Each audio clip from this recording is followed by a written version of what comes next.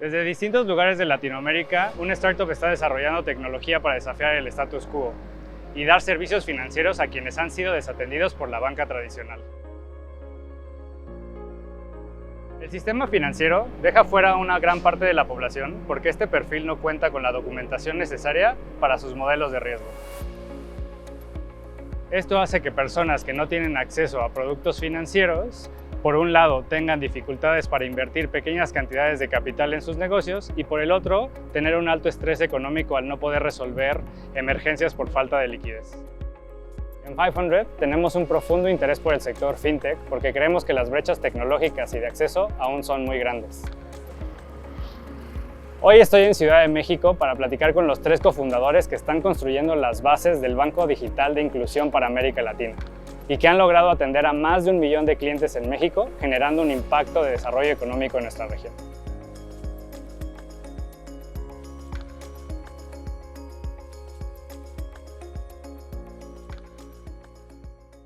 Roberto, ¿por qué no me cuentas un poco la historia de Baobab y cómo llegan por ahí del 2019 a 500? En realidad llegamos antes. Pues nos conocimos Luis y yo trabajando juntos. Trabajábamos en un grupo de medios. Yo era el director de finanzas y con Luis implementamos el ERP de Oracle.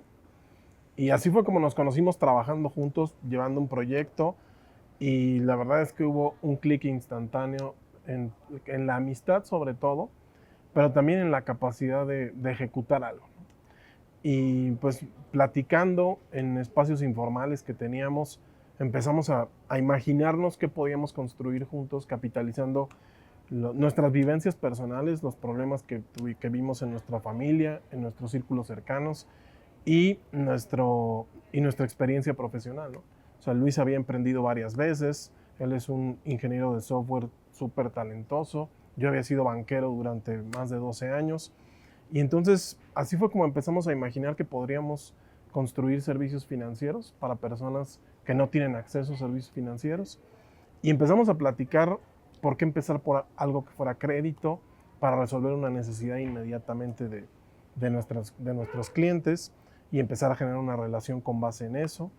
Y haciendo definiciones de muy alto nivel, Luis empezó a desarrollar, me empezó a mostrar avances y ahí fue cuando dije, no, aquí hay algo interesante y dejamos el trabajo y nos pusimos a construir al 100%. Y justo en ese momento, antes de haber lanzado, antes de haber dado el primer crédito, llegamos haciendo investigación, llegamos a 500, ¿no? Porque era de las inversionistas en etapa temprana que estaban activos en Latinoamérica, etcétera. Y aplicamos, sin haber dado un solo crédito, con la promesa de que íbamos a construir un banco de servicios financieros completo y para personas que no tienen acceso, y nos rechazaron, ¿no? Nos rechazaron. Lo valioso que tenía en aquel momento, o sea, el proceso, es que daban retroalimentación caso por caso, ¿no? Que era rarísimo porque ya procesaban, no sé si miles o cientos de aplicaciones, entonces ni siquiera nos entrevistaron, básicamente nos contestaron como, sí, enfóquense en lanzar, ¿no? Y bueno, eso era lo que íbamos a hacer todos. Y al final lanzamos, unos meses después, dimos nuestro primer crédito y como 6 meses después de estar prestando, de empezar a validar que no solo que había demanda, sino que la tecnología que estábamos construyendo ya tenía síntomas de que podía funcionar, aplicamos otra vez y ahora sí nos aceptaron. Y por recuerdo ahí estábamos en el WeWork, que aparte estábamos en el mismo WeWork, y me acuerdo que estaba yo ahí trabajando y recibí la llamada tuya, donde nos decían que habíamos entrado y que iban a hacer la inversión. Entonces fueron la primera inversión institucional que recibimos y me acuerdo que lo celebramos como un momento muy importante en aquel pasado de la historia, ¿no? O sea, fue algo que veíamos como un punto de inflexión y creo que al final sí, así lo fue. Oye, en estos 5 años, Luis, ¿cuál crees que ha sido el desafío más grande que han tenido para poner ese pie en el mercado, establecerse en este mercado? El camino ha estado lleno de desafíos y de retos, pero si profundizo en cada etapa, creo que lo más difícil ha sido construir una reputación y ganar la confianza de toda la gente que nos rodea. Hablo desde la perspectiva de inversionistas, desde los clientes y desde pensar que podíamos construir un producto de crédito usando datos alternativos en vez de consultar buró de crédito y que pudiera ser rentable en el tiempo. Y para contextualizar un poco, cuando empezamos ya había empresas, startups que hacían lo mismo que nosotros, estaban usando datos alternativos y habían dejado un mal récord en el ecosistema. Entonces, cuando llegamos a un inversionista, ellos decían, oye, he validado que esta idea no funciona, que no puede ser rentable, ¿por qué tú sí vas a ser la persona? Y entonces lo que hacíamos era voltear, enfocarnos en el trabajo y buscar hacerlo mejor. Y buscar que nuestros modelos se volvieran más predictivos, buscar escoger a la persona correcta a quien le íbamos a prestar.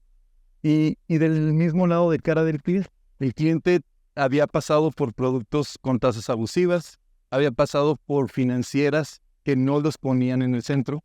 Y yo creo que ese ha sido el reto, ganar esa reputación, manteniendo al cliente en el centro, tratándolo con respeto, con dignidad y construyendo para eso. Mira, pues la verdad es que cuando yo solicité el préstamo fue porque necesitaba unos medicamentos.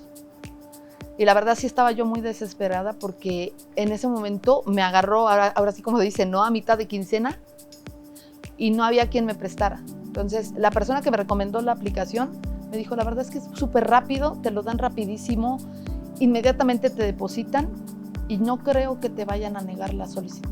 Entonces, a pesar de que estaba yo un poco renuente, cuando lo solicité estaba yo muy desesperada porque sí necesitaba, era un medicamento que sí estaba un poquito caro y no tener en ese momento quien pudiera ayudarme a costearlo y poder aplicar para el préstamo y que me lo dieran inmediatamente, creo que eso fue lo que generó en mí todavía más confianza.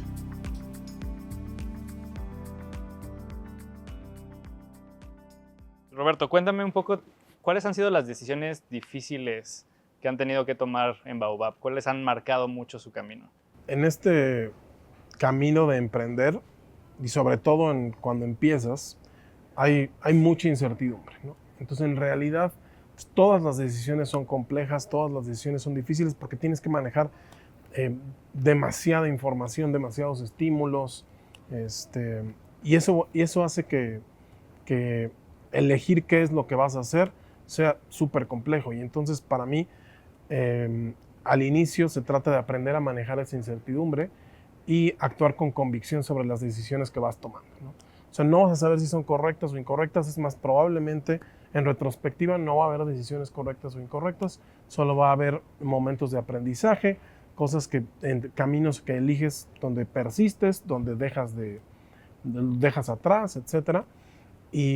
Pero si pienso específicamente en una etapa compleja del negocio, y pensaría que es al inicio de la pandemia, al inicio del confinamiento en marzo de 2020, creo que ha sido uno de los momentos donde las decisiones, por el crecimiento de la incertidumbre, fueron mucho más difíciles, ¿no?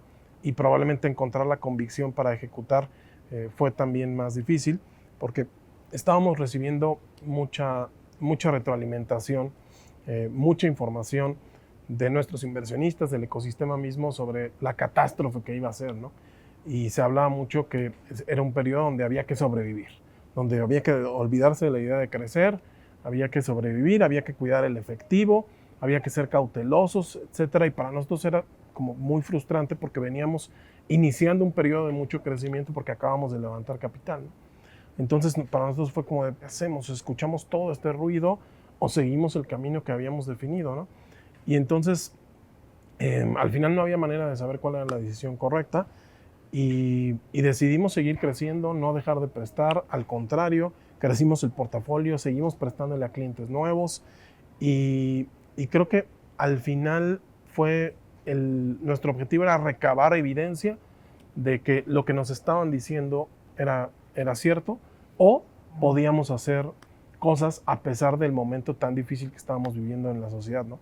Entonces, no solo logramos crecer, llegamos a rentabilidad durante la pandemia. En julio de 2020 fue nuestro primer mes rentable en Baobab. Y en el tiempo, el haber tomado esa decisión compleja Fue algo que generó una diferencia en el camino, nos trajo oportunidades más interesantes en el tiempo porque demostramos que teníamos la capacidad de construir la tecnología, de que esta tecnología funcionara y al mismo tiempo gestionar un portafolio de crédito en un periodo de crisis muy profunda, ¿no? Entonces, pues como digo, creo que todas las decisiones son retadoras y de pronto toca actuar un poco con convicción y asumir que ese es el mundo, el camino que elegimos y listo. Buenísimo. Me gusta mucho este tema de la pandemia y las startups, como muchas aprovecharon no tener estos costos de infraestructura. Conrad, cuéntame un poquito más en este contexto del desarrollo de tecnología. ¿Cómo usas la información del celular? ¿Cómo capturas los indicadores? ¿Y cómo creas tus modelos de riesgo a partir del smartphone de las personas?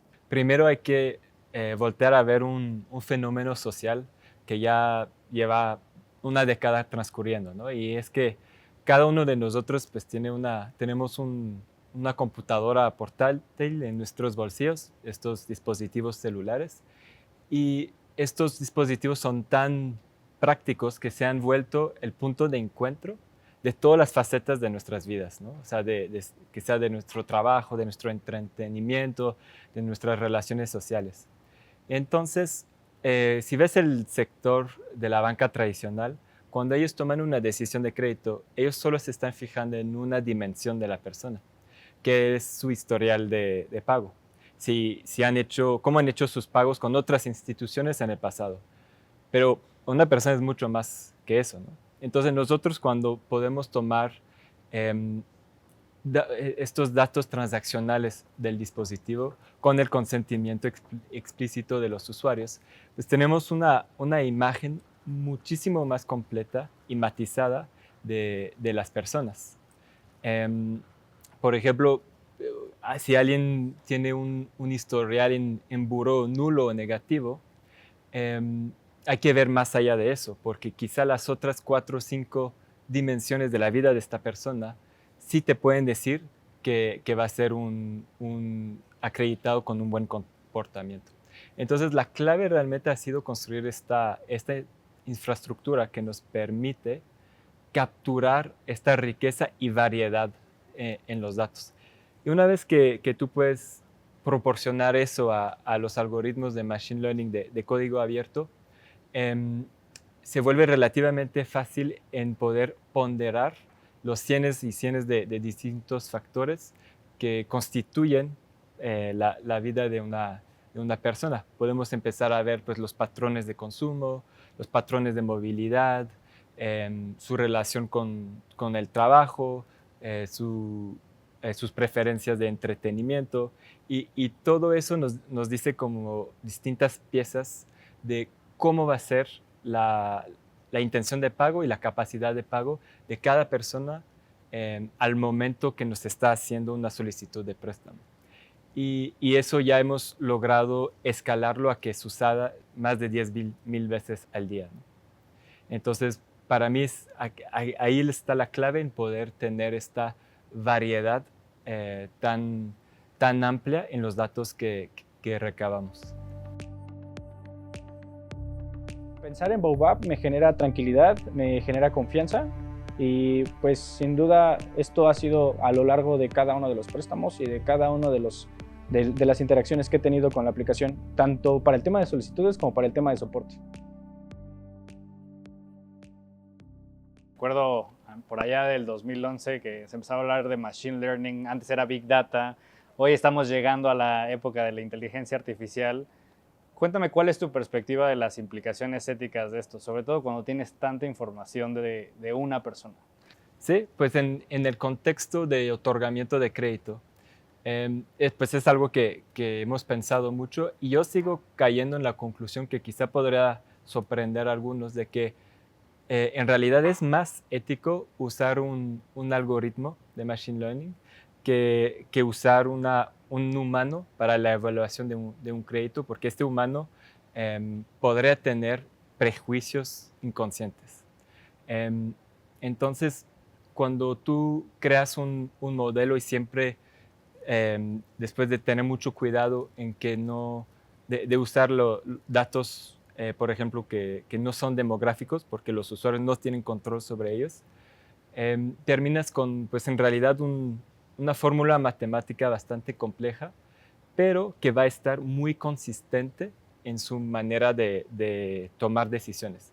Y entonces eso me parece ser la manera más justa de evaluar los créditos, las solicitudes de créditos, porque al final de cuentas el algoritmo ve los datos de los usuarios de una manera anónima y está evaluando cada usuario sobre sus propios méritos y nada más. Y justamente si hubiera una intervención humana en esta evaluación, se podría insertar un montón de prejuicios inconscientes. Entonces, estoy más inclinado a decir que estamos del lado correcto de la ética en este aspecto. Una parte fundamental a Baobab es la forma en que se acercan a la cobranza. Y es más desde esta perspectiva de educación financiera. Cuéntame un poquito más de esos diferenciadores, Roberto, sobre todo también versus otras alternativas que hay ahí en el mercado afuera. Claro, yo creo que la conversación sobre diferenciación siempre ha sido importante para algo como lo que hacemos, ¿no? Porque al final el dinero pues es un commodity, es lo mismo recibir 1,000 pesos de Banamex que 1,000 pesos de BBVA, ¿no? Entonces, para mí el meollo de construir un diferenciador es construir con el interés genuino del cliente, primero. Y eso nos ha llevado a mantener nuestra promesa de valor, que de hecho es algo que yo veo en todos lados, que la gente, o sea, las empresas financieras prometen resolverte sin consultar buró, en 5 minutos, etcétera, y todas hacen la misma promesa en esencia, ¿no? Entonces, para mí lo primero es haber podido mantener esa promesa de valor. O sea, si nosotros te decimos no consultamos buró, no vamos a consultar buró. Y es algo que hoy es parte medular de lo que nosotros hacemos. Hemos construido además mecanismos que buscan recompensar a los clientes en lugar de castigarlos cuando no pagan, ¿no? Lo que dijimos fue cómo imaginamos que atrasarse es parte de la experiencia de un cliente, ¿no? O sea, todos los clientes se van a atrasar. Si todos los clientes se van a atrasar, entonces lo que necesitamos es construir journey de servicio para esas personas, no mecanismos de cobremos a como dé lugar, ¿no? Y entonces esos componentes han ido agregándose a la propuesta de valor y generando esa diferenciación que hoy creo que para los clientes es evidente. Hoy el hecho de que hayamos logrado construir este negocio que hoy atiende a más de 1 millón de clientes y que lo hayamos hecho rentablemente, manteniendo esta idea de solo datos alternativos, solo inteligencia artificial, creo que es algo que no pueden decir la gran mayoría de los competidores que hemos tenido en el tiempo, que desafortunadamente muchos han fracasado, y creo que ese es el corazón diferenciador de Baobab. ¿Cuál es la visión de lo que viene para construir, Luis? ¿Cómo generas un impacto más profundo? Pues partiendo de la misión. Nuestra misión es ser el puente hacia la libertad financiera de las personas. Y para mí la narrativa de que la gente no ahorra por falta de educación financiera es falsa. Y entonces lo que hay que hacer es elevar su nivel de ingresos, elevar sus posibilidades de ahorrar, y entonces vamos construyendo producto en torno a estas dos premisas. Si queremos ser el puente hacia la libertad financiera, necesitamos productos que permitan que gasten menos, productos que les generen un ingreso, cosa que hoy cumplimos con parte de la oferta que ya llevamos al mercado y que vamos a seguir robusteciendo en el tiempo. ¿Qué viene para Baobab? ¿Cómo se ven los próximos 5 o 10 años? ¿Son una empresa de miles de empleados? ¿Son más chiquitos? ¿Vamos a ver una sucursal? Yo diría que no, pero ¿qué viene? Cuéntame un poco de esos 5 o 10 años hacia adelante. Hoy estamos liderando el mercado de aplicaciones de préstamos personales en México. Entonces es donde estamos, el punto de partida que tenemos hoy. Creo que lo que sigue es consolidar nuestra promesa de vamos a hacer un banco y vamos a hacerlo en México, ¿no? Entonces yo creo que en los siguientes 18, 24 meses vamos a cumplir esa promesa. Vamos a empezar a desarrollar productos y servicios no relacionados directamente a crédito, pero que vayan atacando otras de las aristas de la vida cotidiana de una persona, de uno de nuestros clientes. Vamos a buscar expandirnos fuera de México. O sea, sí queremos ir a América Latina de habla hispana y tenemos la mira puesta en Colombia, en Perú, en Ecuador. Y yo te diría, pues, si lo imaginamos a 5 o 10 años, o sea, Baobab va a ser el banco de inclusión más grande de América Latina. Y para allá vamos, y eso es lo que vamos a entregar. ¿Cómo me enteré de cómo se va reportando este buen comportamiento? Pues a través de la aplicación. En la aplicación me dice ahí, si pagas a tiempo, te mejoramos la cantidad, te damos ahí otras, a lo mejor un interés más bajo, y el plazo sigue siendo igual, pero está bien el plazo porque así no me voy a más tiempo y que genere más interés.